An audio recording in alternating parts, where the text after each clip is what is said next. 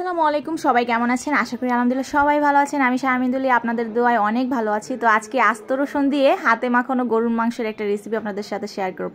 কি এটাই ভাবছেন তো, আস্ত রসুন দিয়ে আবার গরুর মাংস কীভাবে রান্না করব? তাহলে চলুন রেসিপিটি দেখতে থাকুন, তাহলেই শিখে যাবেন। তো দেখুন, এখানে আমি সর্বপ্রথমে বেশ বড় সাইজের ইন্ডিয়ান রসুনের 4টি রসুন এভাবে আমি ছোলাটা ছাড়িয়ে নিলাম। এবার আমি খুব একটা মজার একটা পেস্ট তৈরি করে নেব, যাতে আর কি মাংসের রান্নার টেস্টটাই বাড়িয়ে দেয়। তো এখানে আমি শুকনো মরিচ আগে থেকে ভিজিয়ে রেখেছিলাম, আর আদা আর রসুন দিয়ে দিচ্ছি, আর সামান্য একটু পেঁয়াজ কুচি দিয়ে দিলাম। এবার জিরা দিয়ে দিচ্ছি, দেওয়ার পরে একটু পানি দিয়ে নিলাম। এবার ব্লেন্ডারে খুব সুন্দর একটা মিশ্রণ তৈরি করে নিয়েছি। এখন একটি প্যানের মাঝে আমি এখানে মাংসটা দিয়ে দিলাম। তো এখানে প্রায় 2 কেজির মতো মাংস নিয়েছি আমি। এখন বেশ কিছু পেঁয়াজ কুচি দিয়ে দিয়েছি। এখানে কিন্তু আমি পেঁয়াজটাকে কিছুটা অংশ ব্লেন্ড করে নিয়েছি, আবার কুচানো পেঁয়াজটাও দিছি।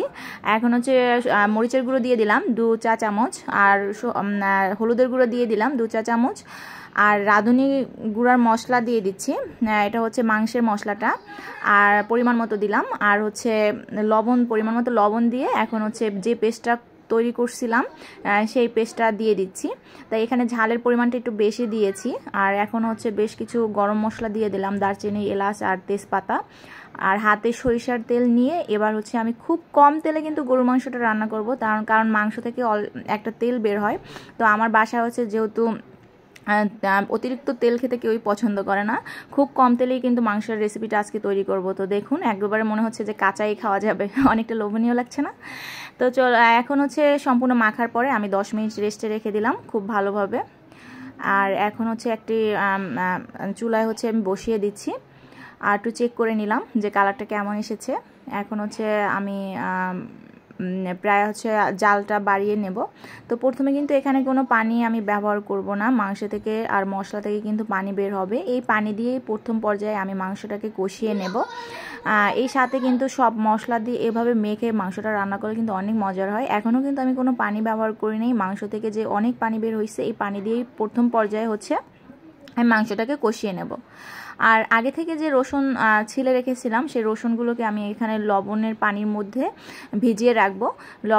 কারণ রসুনের মধ্যে যদি কোনো পোকা থাকে বা কোনো ময়লা থাকে, এভাবে লবণের পানিতে ভিজিয়ে রাখলে সেটা আর থাকবে না। তো এখানে মাংসটা কষানো পর্যন্ত আমি অপেক্ষা করতেছি। আর এভাবে গরু মাংসটা রান্না করলে কিন্তু একদম সফট হয়ে যাবে। যদি বাসায় কোনো বৃদ্ধ কেউ থাকে বা একটু আছে না যে সফট গরু মাংস বাচ্চারাও খেতে পছন্দ করে, রেসিপিটা যদি এভাবে তৈরি করেন তাহলে কিন্তু মাংসটা একদম সফট হয়ে যায়।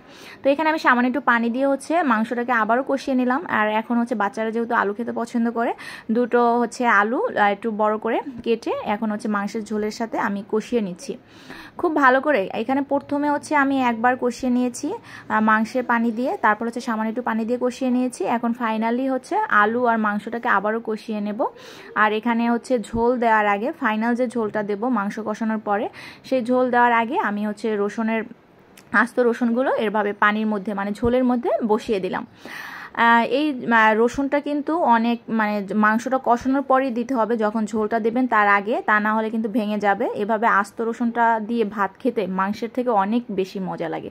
তো আমি গরুর মাংস রান্না করার সময় এভাবে আস্ত রসুন ব্যবহার করি। যদি রেসিপিটি ভালো লাগে তাহলে অবশ্যই লাইক, কমেন্ট এবং শেয়ার করে দিবেন। আল্লাহ হাফেজ।